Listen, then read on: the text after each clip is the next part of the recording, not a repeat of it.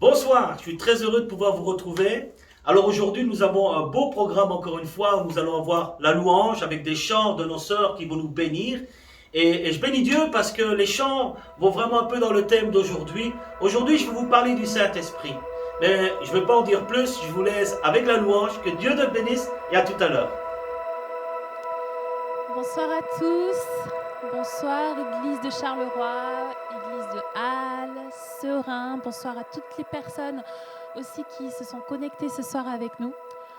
Nous sommes heureux de vous avoir avec nous et de pouvoir partager ensemble ce temps dans la présence de Dieu. On va prendre ce temps de louange en nous rappelant combien Dieu est bon. J'aimerais que ce soir nous puissions nous rappeler que Dieu est bon en tout temps. Ce chant, il dit Dieu est bon en tout temps. À travers la nuit, sa lumière jaillit. Qu'importe si tu marches dans les ténèbres, qu'importe si tu as des difficultés en ce moment, qu'importe si tu es dans des temps peut-être de découragement, j'aimerais te rappeler ce soir que la bonté de Dieu ne change pas et t'encourager.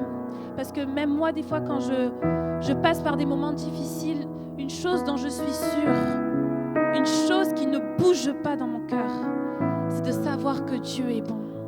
Et de me dire, oui, Dieu, tu es bon. Même si c'est compliqué par quoi je passe, ou même si je ne comprends pas toutes choses, même si, ben oui, j'ai encore chuté, je me suis encore éloignée de toi. Toi, tu es bon. Toi, tu es bon et ton amour ne change pas pour moi. Amen, Jésus. Dieu est bon en tout temps. Il a mis ce chant de louange en moi. Dieu est bon. Dieu est bon en tout temps. Dieu est bon en tout temps. Il a mis ce chant de louange en moi. Dieu est bon en tout temps. À travers la nuit, sa lumière jaillit. Dieu est bon. Dieu est bon en tout temps. Si tu marches dans les ténèbres et que l'ombre t'envahit, ne crains pas, il te guide et il te protégera.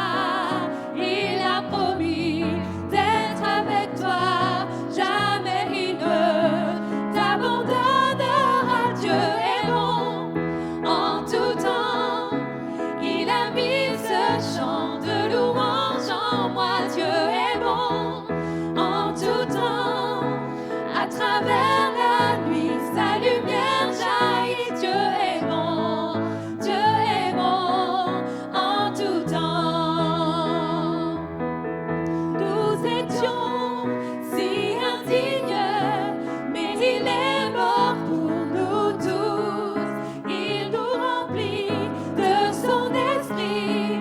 Maintenant nous déclarons que son amour dure à jamais.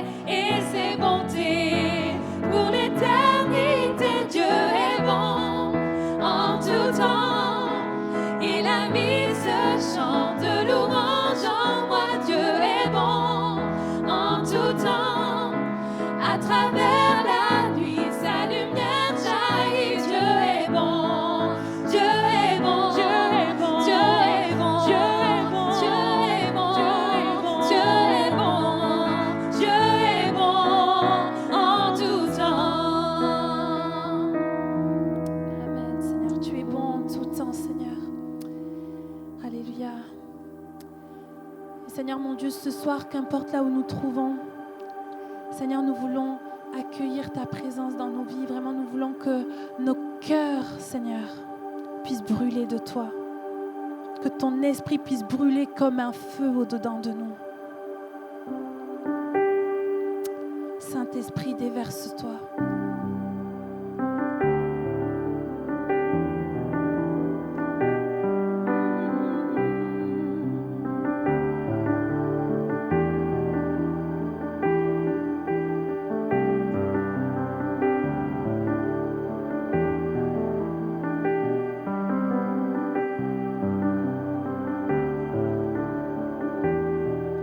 Par des signes et des miracles, tu démontras ta puissance sur les jeunes et les vieux. Ton esprit fut répandu.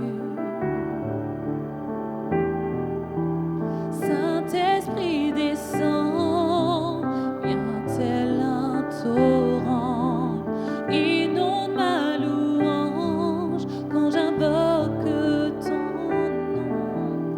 Saint-Esprit embrasse mon cœur et mon âme quand j'invoque ton nom. Quand j'invoque ton nom.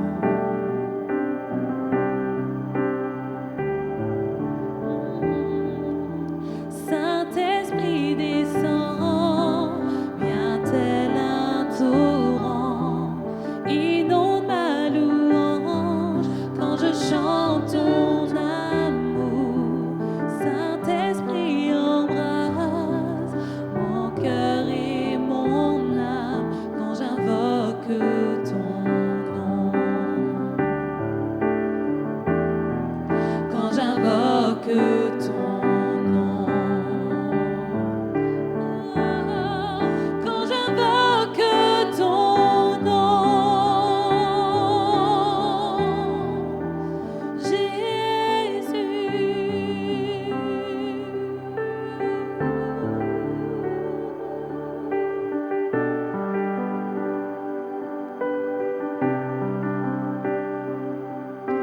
Viens, Esprit de Dieu, brûle comme un feu qui consume-moi ici dans ta présence. Je m'abandonne à ta gloire, pour ta gloire. Viens, Esprit de Dieu, brûle comme un feu qui consume-moi ici dans ta présence. Je m'abandonne à ta gloire, pour ta gloire.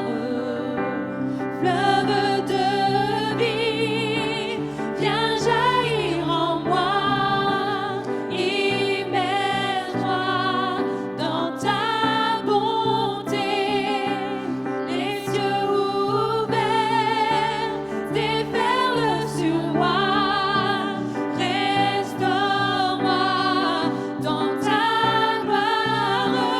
Viens, Esprit de Dieu, brûle comme un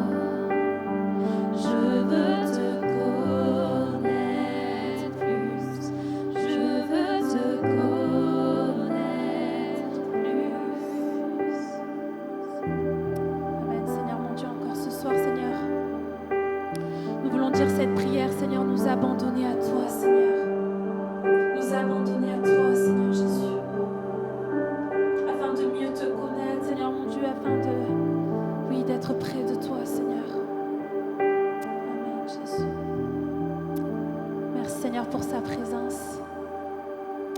Je vais laisser maintenant la place au message et que nos cœurs puissent être disposés. Soyez bénis. Alors voilà, un grand merci au groupe de louanges pour ces merveilleux chants qui allaient bien dans le thème du message de ce soir. Où encore une fois, j'ai vraiment à cœur de vous parler sur le Saint-Esprit. La semaine dernière, je vous ai parlé l'esprit de la résurrection, donc vraiment entrer dans cet esprit, cette mentalité de la résurrection, et que le même esprit qui ressuscite à Christ est en nous. Alors aujourd'hui, j'aimerais vous parler de l'onction de Dieu. Je sais que c'est un mot qui fait peur à certains chrétiens, mais j'aimerais le développer dans le sens l'onction, la personne du Saint-Esprit, l'action du Saint-Esprit dans notre vie et ce qu'il veut faire à travers nous et en nous. Alors, pour commencer, j'aimerais lire un texte qui se trouve dans Zacharie au chapitre 4, au verset 6, un texte très connu. Alors il reprit et me dit, c'est ici la parole que l'Éternel adresse à Zorobabel. Ce n'est ni par la puissance, ni par la force, mais c'est par mon esprit, dit l'Éternel des armées. Et le verset 7, qui es-tu, grande montagne devant Zorobabel? Tu seras aplani. Il posera la pierre principale au milieu des acclamations. Grâce, grâce pour elle. Alors le contexte de cette prophétie que Zacharie va adresser à Zorobabel, eh bien, se trouve le contexte général dans le livre d'Esdras. En tout cas, dans les 6 premiers chapitres, on parle déjà de ce que je vous parle ce soir. Eh bien, donc après le retour de la captivité, un grand nombre de Juifs vont revenir de Babylone pour reconstruire le temple, pour poser les fondations du temple, je vais dire même. Et ils vont vite être interrompus par les habitants du pays. Et on voit ça dans Esdras 4. Et là, il est dit, les ennemis de Juda, les ennemis de Benjamin. Et que vont faire ces ennemis, les habitants du pays? Eh bien, ils vont essayer d'interrompre les travaux, parce que ça dérange l'ennemi, ça dérange ces gens-là, que ce peuple vienne adorer leur Dieu, que ce peuple vienne se réinstaller sur leur pays. Ils vont essayer d'arrêter à travers le compromis. Je ne rentre pas dans tous les détails, vous pouvez lire ça dans le livre d'Esdras, mais ça ne va pas marcher. Ça ne va pas marcher. Ils vont vouloir construire avec les Israélites, mais ils vont refuser. Ils vont ensuite essayer le découragement. Ils vont les décourager, ils vont leur faire peur. Mais là non plus, ça ne va pas marcher. Et bien sûr, ils vont utiliser une arme qu'on utilise encore aujourd'hui, les rumeurs et les accusations de tout genre. Des choses subtiles, ils vont même aller chercher le passé d'Israël pour faire arrêter les travaux qui étaient en plein début en tout cas. Alors, Zorobabel et Israël vont rencontrer beaucoup d'obstacles. Et comme chacun de nous, quand nous voulons nous lancer dans les projets de Dieu. Alors, pour bien remettre dans le contexte aussi, Zorobabel est un descendant de race royale. Il est là et quelque part, ça dérange un petit peu que quelqu'un qui est là comme un descendant, comme un héritier, puisse tout d'un coup revendiquer des droits. Mais j'aimerais remettre vraiment ce texte dans le contexte et le pourquoi Zacharie va prophétiser cette parole. C'est ici la parole de l'Éternel, ni par puissance, ni par force, mais par mon esprit. Excusez-moi. Ce texte, frères et sœurs, c'est vraiment intéressant, nous met en garde contre une confiance excessive aux stratégies humaines qu'on pourrait utiliser quand on est attaqué, quand on est perturbé, quand on est dans les difficultés. Zorobabel et Israël auraient pu utiliser les puissances militaires, la puissance militaire ou les pouvoirs politiques. Il n'en est rien. Et ici, ce texte met vraiment en garde Zorobabel.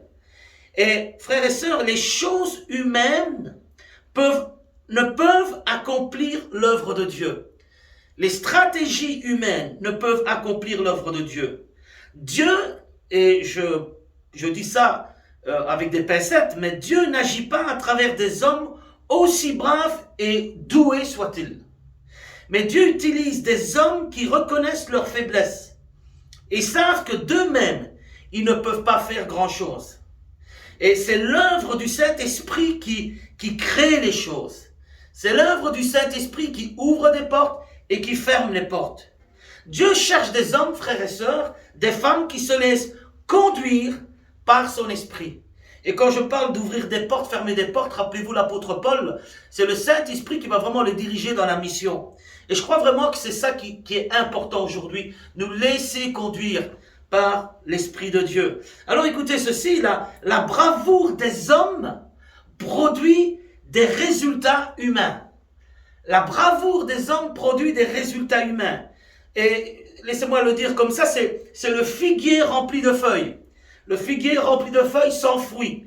À l'image du temple qui remplit de personnages religieux. Il y a le temple, il y a le beau bâtiment, mais il n'y a plus la vie de l'esprit. Et frères et sœurs, nous pouvons fabriquer des résultats. Nous sommes capables humainement, avec notre bravoure, avec notre intelligence, de fabriquer des résultats. Mais le but de l'onction du Saint-Esprit, c'est apporter un changement de vie. Sortir les gens des ténèbres spirituelles pour les faire entrer dans une vie de liberté. Celui que le Fils libère, je le répète, la Bible dit, est vraiment libre. Alors, encore une fois, je le dis et je le répète, on peut fabriquer des résultats. Mais ce ne sont pas les belles choses qui vont changer notre vie, mais c'est une action puissante du Saint-Esprit dans notre vie. Alors il est dit, grande montagne. Et Zorobabel voit devant lui une œuvre qui lui paraît impossible à accomplir. Le chantier était immense. Et en plus de cela, il y avait ses ennemis qui étaient là, ces personnes qui venaient pour arrêter le travail. Et vraiment une tâche impossible à accomplir, semblable à une montagne qu'on devrait gravir et qui est inaccessible. Mais par le Saint-Esprit, les difficultés peuvent être surmontées. Alors frères et sœurs, écoutez ceci. C'est un beau rappel. C'est le Saint-Esprit de Dieu qui planait au-dessus de l'eau en Genèse 1-2. Il est là à la création. Job va même dire, l'Esprit de l'Éternel m'a créé.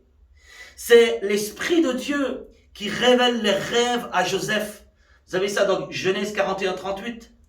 C'est l'Esprit de Dieu qui donne à Bezalel la capacité de fabriquer des objets d'art pour le tabernacle. Alors on aurait pu dire, mais il était doué pour ça. Mais la Bible nous dit que c'est l'Esprit de Dieu. Vous voyez, frères et sœurs, c'est tellement important de le souligner. C'est l'Esprit de Dieu qui donne aux 70 anciens, tout comme à Moïse, la sagesse pour la direction du peuple libéré d'Égypte. Vous avez ça dans Nombre 11-17 et d'autres textes encore. C'est l'Esprit de Dieu qui donne à Josué de poursuivre le travail. C'est vraiment, encore une fois, le Saint-Esprit, Nombre 27-18, Deutéronome 34-9. C'est l'Esprit de Dieu qui va donner la victoire à Othniel, le premier juge, ainsi qu'à d'autres juges. Quand Gédéon, par exemple, dit qu'il est trop petit pour accomplir ce que Dieu lui demande, il reçoit le Saint-Esprit et s'en va en guerre.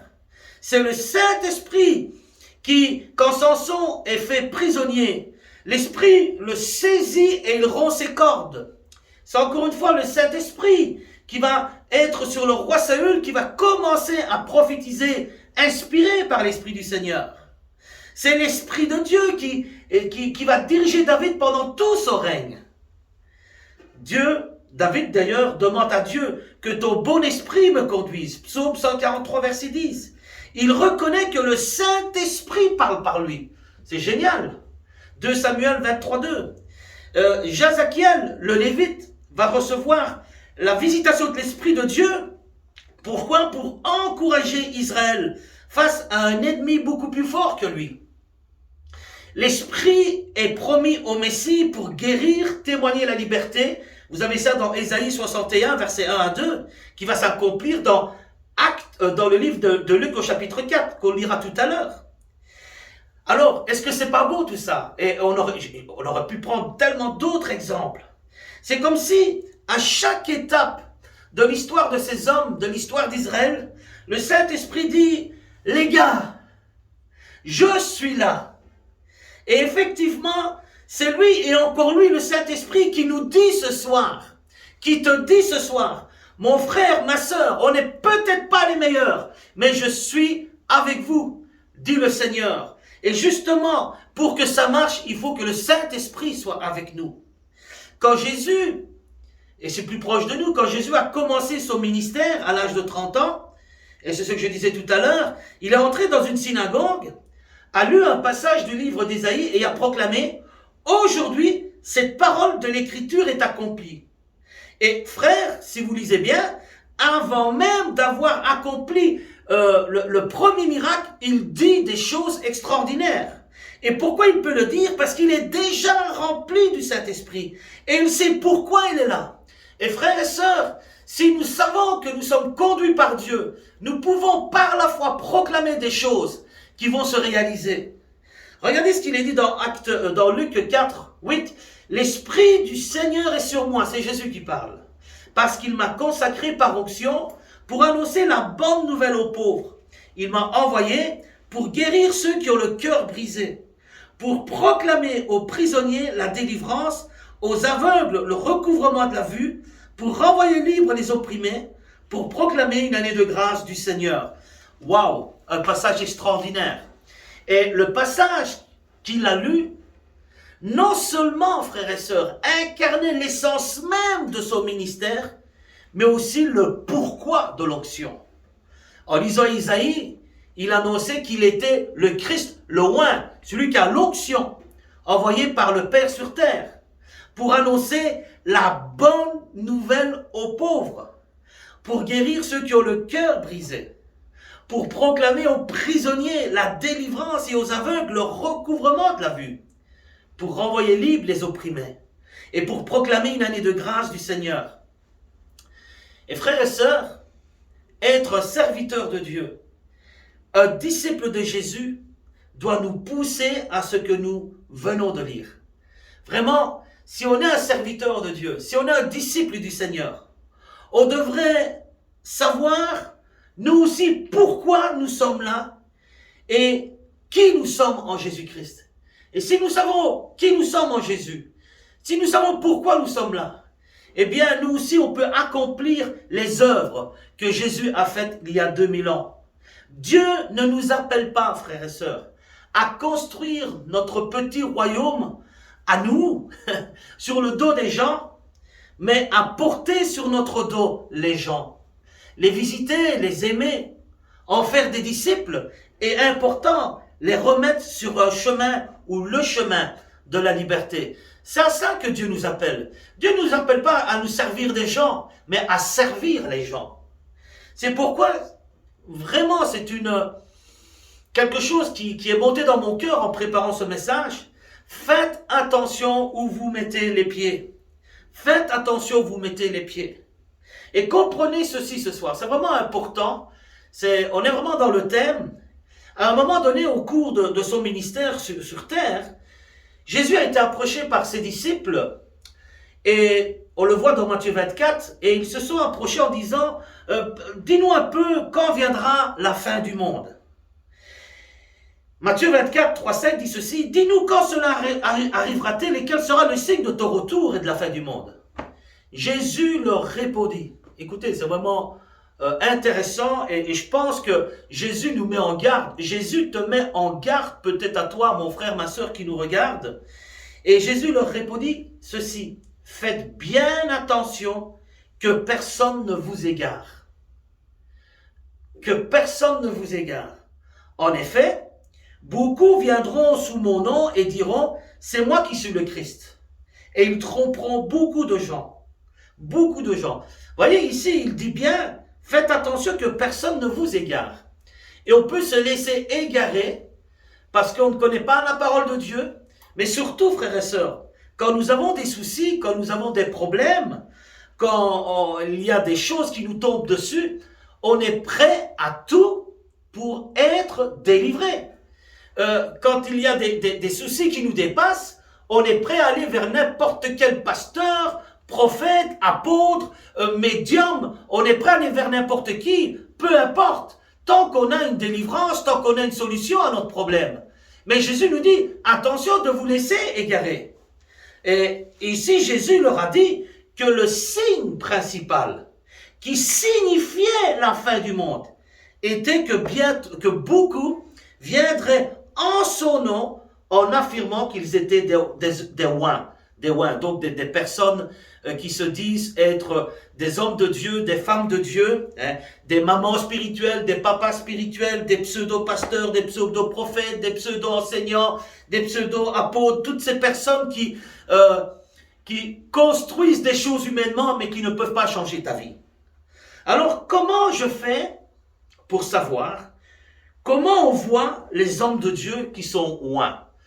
Alors, frères et sœurs, je sais qu'on peut avoir dans notre vie des hauts et des bas. Je sais qu'on n'est pas toujours sur la montagne, que des fois on est dans la vallée. Mais en gros, il y a quand même ceci qui caractérise les hommes que Dieu a placés dans son Église, que Dieu a placés dans son royaume. Et frères et sœurs, ce n'est pas le titre qui fait l'homme de Dieu, mais le fruit de son ministère, ou le fruit de sa vie, ou le fruit de ce qu'il produit. Alors, je prends un exemple, même dans l'Ancien Testament, quand David, oint du Saint-Esprit, arrive, parce que le papa lui a demandé d'aller voir ses frères qui étaient justement sur le champ de bataille, quand celui qui a reçu l'onction, il n'a pas de titre, vous voyez, on n'attend pas d'avoir un titre pour faire. Il n'a pas de titre, il n'a rien, mais il a reçu l'onction. Il sait qui il est. Il sait qu'il a été choisi par Dieu. Il sait qu'il est un instrument de Dieu. Et surtout, et c'est ça qui caractérise encore plus fort l'homme de Dieu, c'est il a une crainte de Dieu. Il aime le Seigneur. Il n'aime pas le titre. Il n'aime pas les gens qui sont autour de lui. Il a une crainte de Dieu. Et qu'est-ce qui va pousser David à aller contre Goliath? Cette crainte du Seigneur. Comment est-ce que cet homme peut insulter l'Éternel? Et voilà ce qui fait la différence. Celui qui est oint va se jeter dans la bataille. C'est-à-dire, il va sur le terrain et il va terrasser Goliath. Et en même temps, libérer le peuple d'Israël. Que fait l'onction? Que fait celui qui a l'onction? Il brise le joug qui pesait sur Israël. Et frères et sœurs, de même, nous sommes, nous aussi, appelés à briser le joug qui pèse sur la vie des gens par la puissance de l'évangile. Car je n'ai pas honte de l'évangile, c'est la puissance de Dieu pour le salut de celui qui croit. Alors, c'est ce que Dieu fait avec Israël. Il est le modèle parfait. Si vous lisez dans Lévitique 26:13, il est dit « Je suis l'Éternel, votre Dieu, qui vous ai fait sortir d'Égypte, qui vous ai tiré de l'esclavage. » Regardez ce qu'il dit. « J'ai mis un terme à l'oppression qui pesait sur vous, et je vous ai fait marcher la tête haute. » La tête haute. Quand David libère le peuple d'Israël en terrassant le géant Goliath, mais il fait sortir Israël la tête haute. Alors qu'ils étaient écrasés par cet ennemi, eh bien là, ils sortent la tête haute. Dieu, c'est ce qu'il fait avec Israël. Il met un terme à l'oppression qui pesait sur le peuple. Dieu a libéré Israël, il les a sortis de l'esclavage et les a libérés afin qu'ils puissent le servir lui. Et frères et sœurs, c'est important, le servir lui. Parce qu'on est là pour servir le Seigneur. Alors comprenez ceci ce soir. Dieu n'a pas changé dans le Nouveau Testament. Dieu n'a pas changé. Tout ce qu'on vient de voir avec l'Ancien Testament, on le retrouve dans le Nouveau Testament. L'onction de Dieu guérit les malades. Jacques 5:14. L'onction de Dieu enseigne la vérité. 1 Jean 2:23. L'onction de Dieu donne la capacité de prêcher l'évangile. Luc 4:18. L'onction de Dieu donne le discernement. 1 Jean 2:20. L'onction de Dieu donne une perception spirituelle. Il donne un esprit propice à l'enseignement et un cœur qui nous fait rester attachés à Dieu. 1 Jean 2:27. Et le Saint-Esprit, eh bien l'onction manifeste les dons du Saint-Esprit. Rien n'a changé, bien au contraire, on est dans cette ère de la grâce. Et toutes ces choses, à tous ceux qui croient, Dieu donne le pouvoir de le vivre. Et le désir de Dieu, que chaque chrétien né de nouveau expérimente les bienfaits de son onction. Frères et sœurs, ça semble utopique. Ça semble quelque chose, c'est pas pour moi. Est-ce que vous pensez que David qui gardait les moutons, il pensait qu'à un moment donné, un homme le grand prophète Samuel allait venir, lui qui était un inconnu que personne ne connaissait, que les parents avaient laissé là à garder les moutons. Est-ce que vous pensiez un jour qu'il aurait pu penser qu'il allait devenir l'homme selon le cœur de Dieu? Jamais. Est-ce que vous pensez que Gédéon pouvait penser qu'il allait libérer le peuple d'Israël? Jamais. Est-ce que vous pensez que Moïse, qui était dans le désert, eh bien, allait devenir le grand libérateur et un des plus grands leaders du peuple d'Israël? Jamais. Dieu est capable de faire avec des héros de la foi, frères et sœurs. Alors, ce soir, le degré auquel vous êtes prêts à payer le prix, à recevoir de Dieu, démontrera le niveau de fécondité de votre ministère ou de votre vie chrétienne. Alors je pense que c'est vraiment un rappel à l'ordre pour nous, pour l'équipe pastorale, pour le staff, pour l'église, que ce soit à Seraing, Charleroi ou Bruxelles. C'est vraiment une remise en question. Nous avons besoin de retrouver l'onction du Seigneur sur notre vie. Nous avons besoin de retrouver ces temps où Dieu visitait l'église, où Dieu faisait des choses que nous étions incapables de faire. Nous devons faire, frères, sœurs, confiance à Dieu pour les résultats. Lançons-nous, ayons confiance au Seigneur et nous verrons qu'il y aura des résultats qui vont nous dépasser. Alors le prophète Zacharie, encore lui, prophétise, comme on l'a dit au début. J'en arrive à la conclusion. Ni par puissance, ni par force, mais par mon esprit, dit le Seigneur. Zacharie dit à Zorobabel ceci en d'autres termes. Toi, tu ne vas pas y arriver. Tu ne vas pas y arriver. Zorobabel, tu es là, tu te dis comment je vais faire. Mais le Saint-Esprit qui est avec toi, oui, avec toi, va faire en sorte que Dieu va te rendre capable et compétent pour faire le pourquoi tu es là, pour le pourquoi tu es revenu en Israël. Et frères et sœurs, c'est valable pour chacun d'entre nous. C'est le Saint-Esprit qui ressuscite à Christ. Et je le dis et le redis encore, si vous ne l'avez pas compris dimanche dernier, le Saint-Esprit qui a fait tout ce qu'on vient de voir, avec Joseph, avec David, avec Gédéon, avec Jésus, le même esprit, et je l'ai dit en long et en large la semaine dernière, le même Saint-Esprit habite en toi, habite en moi, il habite en nous. Alors ne te contente pas de miettes, tu peux marcher la tête haute. Frères et sœurs, nous voulons marcher la tête haute. Nous pouvons avoir des bas, nous pouvons avoir des moments où nous tombons, mais par la grâce de Dieu, on se relève. Et Dieu cherche des hommes, Dieu cherche des femmes qui vont se laisser conduire par le Saint-Esprit encore ce soir. Je relis ce texte qui est merveilleux. Lévitique 26, 13. Vous voyez, je suis un bon pédagogue, je répète pour qu'on puisse comprendre. Je suis l'Éternel votre Dieu qui vous ai fait sortir d'Égypte, qui vous ai tiré de l'esclavage. J'ai mis un terme à l'oppression qui pesait sur vous. Je ne sais pas si on réalise, il a mis un terme. Ça veut dire que si tu viens à Jésus, si tu lui donnes ton cœur, tu lui donnes ta vie, tu lui fais confiance, Dieu va mettre un terme à ton oppression. Mais ça dépend de toi, ça dépend du sérieux, ça dépend si tu veux vraiment le suivre, si tu veux marcher avec lui et sortir dans ta liberté comme a fait le peuple d'Israël. J'ai mis un terme à l'oppression qui pesait sur toi et je vous ai fait marcher la tête haute. Et si nous marchons avec lui,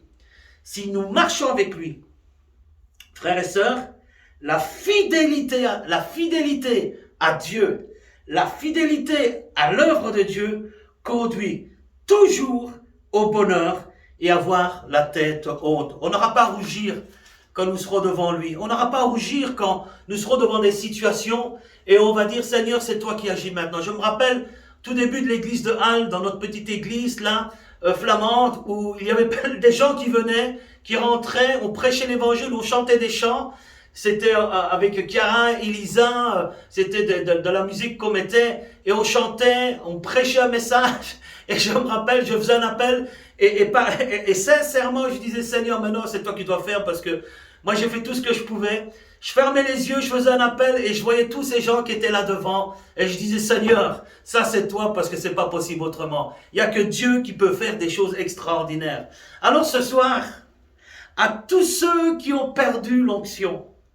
Pour faire simple, tous ceux qui ont perdu cette vie où tu étais joyeux de la vie de l'esprit que tu avais. Je voudrais dire, et vraiment, c'est ça le message ce soir.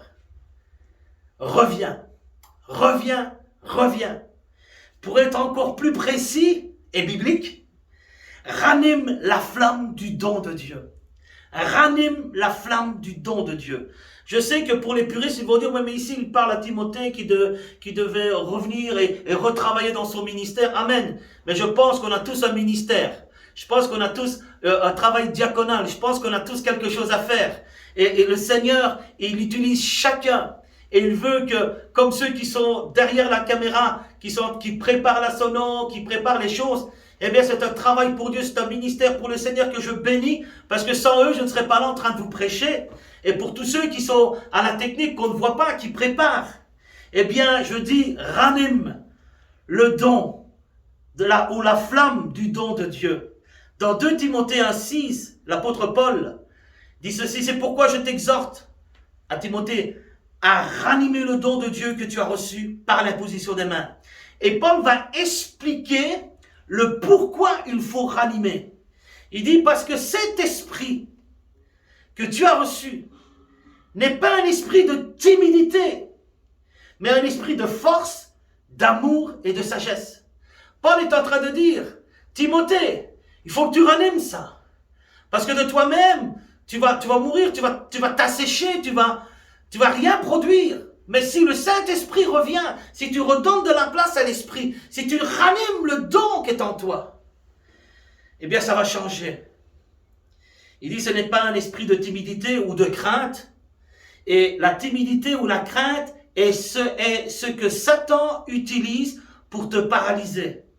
Il y a vraiment un contraste net entre la crainte et le Saint-Esprit. La crainte te remplit de pensées négatives et te coupe de ta relation avec Dieu. Le Saint-Esprit, Romains 8, 26 par exemple, de même aussi l'Esprit nous aide dans nos faiblesses. Et frères et sœurs, le Saint-Esprit, c'est pas pour les puissants, c'est pour ceux qui se sentent faibles et qui disent « Saint-Esprit, j'ai besoin de toi ». Alors, si tu veux être fort, et le mot fort, ici puissance, dynamis, c'est vraiment le surnaturel, eh bien, ranime le don. Si tu veux cet amour qui te donne d'aimer ceux que personne n'aime, cet amour te donne d'aimer non pas par intérêt, ce que les gens vont pouvoir te donner. Il y a des gens qui aiment par intérêt. Ils vont me construire, ils vont m'aider, ils vont me faire ceci. Non, mais vraiment un amour désintéressé. Et on aspire tous à avoir un amour, parce qu'on est heureux quand on aime, dans l'espoir d'en recevoir en retour. Eh bien, si tu veux cet amour, ranime le don qui est en toi. Et il dit de sagesse. Et ici, ce n'est pas la sagesse philosophique, mais ici, il faut le prendre dans le sens de maîtrise de soi, de contrôle de soi, le pouvoir de se contenir devant les situations les plus dures. Waouh! On rêve tous d'être comme ça. Eh bien, c'est possible grâce à l'onction du Saint-Esprit dans notre vie. Comment ranimer notre flamme? Eh bien, aime Dieu. Reste attaché à sa parole. Prie, va vers les frères. Mais surtout, écoute ceci. Il va falloir te recentrer ou te repositionner. Ou la métanoïa, c'est-à-dire te repentir. Et ne le vois pas dans un sens négatif, parce que c'est pas du négatif. C'est la métanoïa, la repentance est toujours positive. Parce que la métanoïa nous repositionne et nous conduit vers ce qui est pur, tout ce qui est bon, vers Jésus. Et c'est ce que j'aimerais te dire. Repositionne-toi sur toute ton attention, qu'elle soit dirigée vers Jésus et ce qui est éternel. Et ce qui ravive la flamme, il n'y a pas de secret, c'est la croix. C'est là où Jésus a crié « Tout est accompli ». Ce n'est pas aller à des séminaires sur le Saint-Esprit. Je n'ai rien contre, vous pouvez y aller, vous allez entendre des témoignages, c'est bien. Mais frères et sœurs, c'est la croix. Quand tu es devant la croix, quand tu te repens que tu es devant Jésus crucifié, et bien que tu dis « Seigneur, j'ai tellement besoin de toi ». Eh bien, ce Christ crucifié, ressuscité, C'est lui qui ranime la flamme. C'est lui qui va te donner son esprit. Et là où tu es chez toi ce soir, laisse-toi à nouveau toucher par quoi? Par le sacrifice de ton Jésus. Par sa grâce, par son amour pour toi, pour sa faveur pour toi. Ce soir, laisse le Saint-Esprit te conduire à Jésus. Et le Saint-Esprit, la première chose qu'il va faire, eh bien, son ministère premier, ce n'est pas de parler de lui. J'ai beaucoup parlé de lui. Mais le Saint-Esprit, lui, il dit Jésus, Jésus, Jésus. Le Saint-Esprit, c'est toujours nous conduire à Jésus. Le Saint-Esprit, c'est nous amener à vivre une vie attachée à Jésus, collée à Jésus. Vraiment, au diapason, vraiment une vie de l'Esprit avec Jésus. Le Saint-Esprit, ça ne l'intéresse pas les choses extraordinaires. Et ça, d'ailleurs, ça ne vient pas de lui, les choses extraordinaires qui ne conduisent pas à Jésus, mais qui conduisent aux hommes. On a besoin ce soir de revenir à la croix. La Pâque, c'était il y a une semaine. Reviens à la croix, reviens à la Pâque. Et la Pâque va te conduire à cette vie de résurrection, qui va te conduire à vivre une vie sous l'onction de Dieu, où, comme il a été dit, frères et sœurs, tu vas marcher la tête haute. J'aimerais prier. Seigneur, merci pour ce message qui me remet en question. J'ai tellement besoin de recevoir de toi encore plus. Pas pour moi, Seigneur, mais pour les autres. Seigneur, je voudrais vraiment que ce que Jésus a vécu, je puisse le vivre. Qu'on puisse le vivre tous ensemble dans nos églises. Je te prie pour mes frères et sœurs qui se sont éloignés et qui ont besoin de ranimer le don de la flamme du don de l'Esprit, qui puisse revenir à toi. Seigneur, merci parce que tu agis ce soir. Tu bénis ton Église. Seigneur, c'est toi qui souffles un renouveau sur l'Église. Crée la soif de Dieu. Crée la soif de venir à toi, de lire ta parole. Seigneur Jésus, tu es le roi des rois, tu es le prince de la paix. C'est toi qui es ressuscité, c'est toi qui reviens bientôt.